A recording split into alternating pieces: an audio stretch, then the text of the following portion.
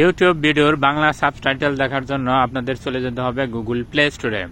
Google play স্টোরে আসার পর আপনাদের ছোট্ট একটা অ্যাপস ডাউনলোড করতে হবে, আর অ্যাপসটা হলো লিঙ্গো টিউব। আমি আবার বলছি LINGO লিঙ্গো TUB।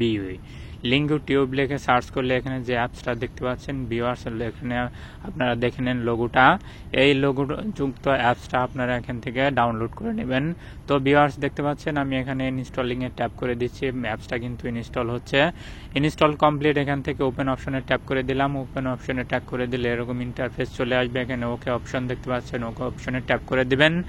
আর ওকে অপশনে ট্যাপ করে দিলে আপনাদের মাঝে এরকম ইন্টারফেস আসবে। এখানে প্রথমে আছে ফরেন ল্যাঙ্গুয়েজ, কোরিয়ান আছে, তো এটা আমি ইংলিশ করে দিলাম।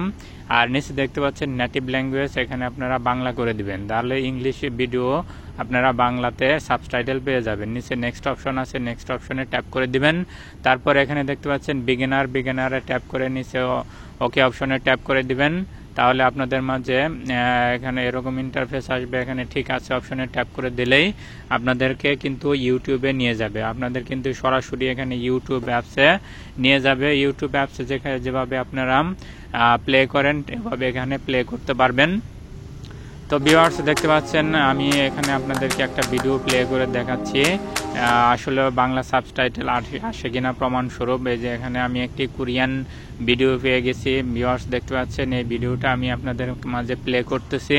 তো ভিউয়ার্স দেখতে পাচ্ছেন আমি কিন্তু ভিডিওটা প্লে করব। প্লে করলে এখানে দেখতে পাচ্ছেন একটা আপনাদের একটা বিজ্ঞাপন আসছে, এটা স্কিপ করে আমি এগিয়ে যাচ্ছি। এই যে এখন ভিডিওটাও কিন্তু প্লে হলো।